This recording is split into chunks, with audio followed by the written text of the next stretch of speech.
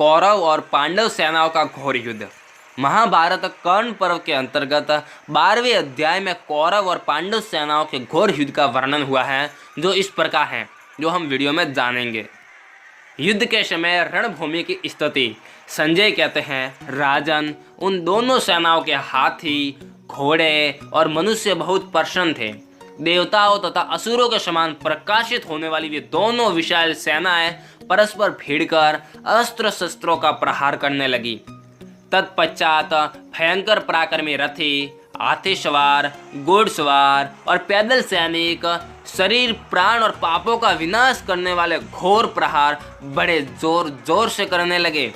मनुष्यों में सिंह के समान पराक्रमी वीरों ने विपक्षी पुरुष सिंहों के मस्तकों को काट काट कर उनके द्वारा धरती को पाटने लगे। उनके वे मस्तक पूर्ण चंद्रमा और सूर्य के समान कांतिमान तथा कमलों के समान सुगंधित थे। अर्धचंद्र, भल्ल, शुरूप्र, खड़ग, पट्टिस और फरसों द्वारा वे योद्धाओं के मस्तक काटने लगे। हष्टपुष्ट और लंबी भुजाओं वाले वीरों ने हष्टपुष्ट और लंबी भुजाओं वाले योद्धाओं की बाहें पृथ्वी पर काट गिराई, जिनके तलवे और अंगुलियां लाल रंग की थी। उन तड़पती हुई भुजाओं से रणभूमि की वैसी ही शोभा हो रही थी, मानो वहां गरुड़ के गिराए हुए भयंकर पंचमुख सर्प चटपटा रहे हो। शत्रुओं द्वारा मारे गए वीर हाथी, रथ और घोड़ों से उसी प्रकार गिर रहे थे जैसे स्वर्गवासी जीव पुण्य क्षीण होने पर वहां के विमानों से नीचे गिर पड़ते हैं। अन्य सैकड़ों वीर बड़े बड़े वीरों द्वारा भारी गदाओं, परिगों और मुसलों से कुचले जाकर रणभूमि में गिर रहे थे। उस भारी घमासान युद्ध में रथों ने रथों को मत डाला, मतवाले हाथियों ने मदमत गजराजों को धराशायी कर दिया और घुड़सवारों ने घुड़सवारों को कुचल डाला। रथियों द्वारा मारे गए पैदल मनुष्य, हाथियों द्वारा कुचले गए रथ और रथी, पैदलों द्वारा मारे गए घुड़सवार और घुड़सवारों द्वारा काल के गाल में भेजे गए पैदल सिपाही उस युद्ध भूमि में सो रहे थे। गजों और गजारोहियों ने रथियों, घुड़सवारों और पैदलों को मार गिराया। पैदलों ने रथियों, घुड़सवारों और हाथियों सवारों को धराशायी कर दिया। घुड़सवारों ने रथियों, पैदलों और गजारोहियों को मार डाला। रथियों ने भी पैदल मनुष्यों और गजारोहियों को मार गिराया।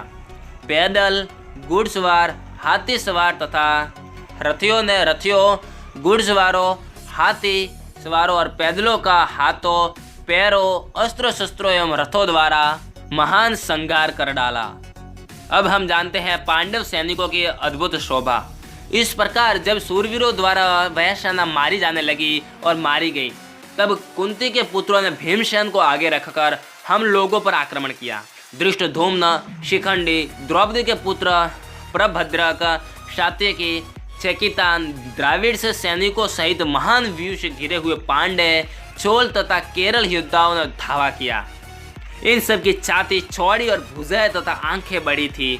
वे सब के सब ऊंचे कद के थे। उन्होंने भांति भांति के शिरोभूषण एवं हार धारण किए थे। उनके दांत लाल थे और वे मतवाले हाथी के समान पराक्रमी थे।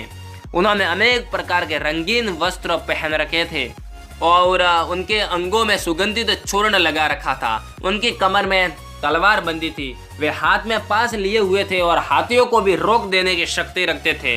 राजन, वे सभी सैनिक समान रूप से मृत्यु को वरण करने की प्रतिज्ञा करके एक दूसरे का साथ नहीं छोड़ते थे। वे मस्तक पर मोर पंख धारण किए हुए थे। उनके हाथों में धनुष शोभा पाता था। उनके केस बहुत बड़े थे और वे प्रिय वचन बोलते थे। अन्यान्य पैदल और घुड़सवार भी बड़े भयंकर पराक्रमी थे। तदनंतर पुनः दूसरे सूरवीर छेदी, पांचाल, कैकेय, कारूप, कौशल, कांसी, निवासी और मगध सैनिक भी हमी लोगों पर चढ़े आए। उनके रथ, घोड़े और हाथी उत्तम कोटि के थे। पैदल सैनिक भी बड़े भयंकर थे। वे नाना प्रकार के बाजे बजाने वालों के साथ हर्ष में भरकर नाचते, कूदते और हंसते थे। बस आज के लिए इतना ही। अगर आपको वीडियो पसंद आया हो तो प्लीज़ लाइक, शेयर और कमेंट ज़रूर करें। धन्यवाद।